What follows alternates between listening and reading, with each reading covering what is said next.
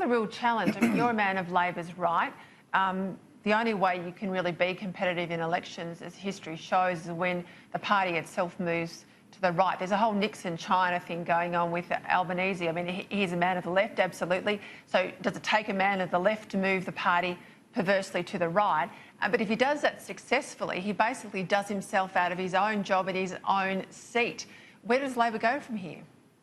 Well, I think that the party has to come to terms with a more pragmatic approach to achieving its objectives in climate change. I mean, Adani is just a coal mine. It's not a sacred site. We have supported coal mines all over Queensland, all over the country. But if you want to continue to only get 1 in 4 votes in Queensland, if you want to make no progress in Western Australia, then keep up with this anti-mining sector rhetoric. You've got to create jobs in regional and rural Australia. It's no good saying to people, oh, look, when we've closed your job down, we'll give you an electric car to drive round in. That is not going to wash.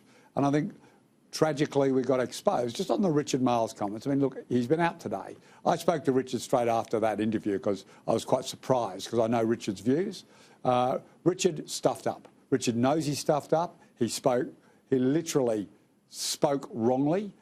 He got completely tongue-tied and he made an error in every way possible politically and on the substance of the issue. He has said unequivocally today, I stuffed up. I know he's spoken with the MPs, the state MPs in Queensland who've raised some concerns. I think you'll find that Richard is not someone who is opposed to the coal mining sector. And I think he will have the opportunity in the next few days to really address that further if he goes to Queensland. But the party has to come to terms with, we all want to see a transition to renewables, but we all want to see it done in a pragmatic, practical way that doesn't see lights getting turned off, grids collapsing, and power prices going through the absolute roof worse than they already have and were doing under the Liberal Party.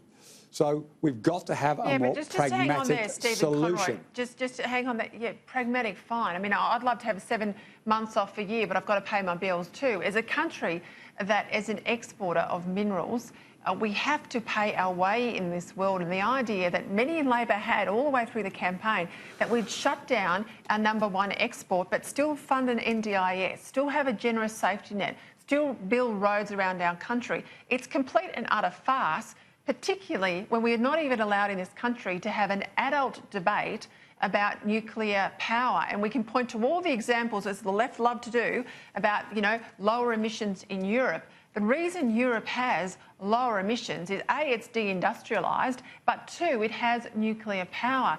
And I think the left has finally grown up on the issue of emissions when it finally allows the debate. I'm not saying do it, I'm just saying allows the debate in this country. Do you think we're going to see some real politic from Labor after this shock loss?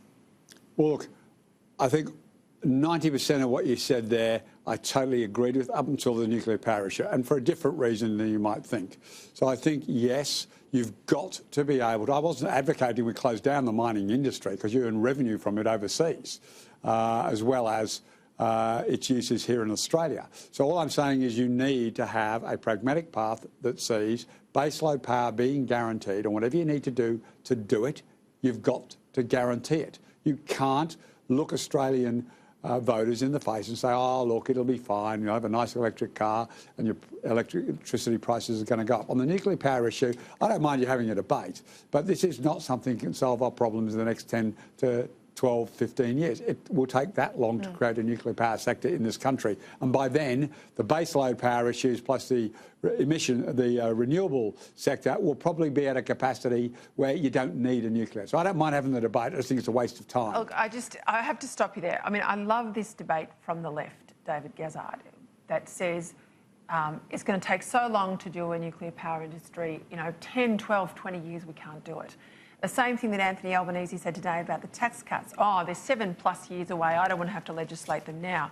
2 things the Australian people don't like. They don't like governments that don't think longer term. They hate this constant short-termism.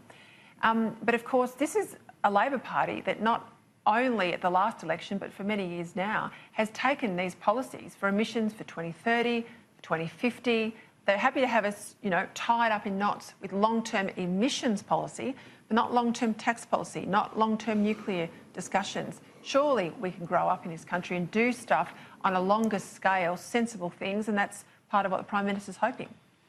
The one area I'd agree with Stephen on is not really about cost even, it's more about the high level of sovereign risk that's crept into the economy now. If you're an investor that's coming in to, if you wanted to build one of these supercritical coal-fired plants that's far more efficient, or, if you could get the approvals, a nuclear power station, the idea that in a 3-year cycle you could get a Labor Green Alliance that would completely revoke your licence to operate and completely turn the whole project on its head, I think scares a lot of investors away. So, that's sort of a separate argument that I think makes it almost impossible to attract the kind of capital you need to do that, because the risk is just far too high now. That's aside from the debate we've just had that might bring a bit more sanity back to a long-term energy future that Angus Taylor will be dealing with. But it has just been almost impossible to even contemplate a project like that without it having, the same sort of outcome that occurred with a freeway in Victoria, where the government ended up paying $1 billion to not build the road. Imagine if the politics was right around abandoning a nuclear reactor or a coal-fired plant. This is the problem. This is the big challenge. Stephen Conroy, thanks very much for your time tonight. David Gizzard, thanks for your time as well.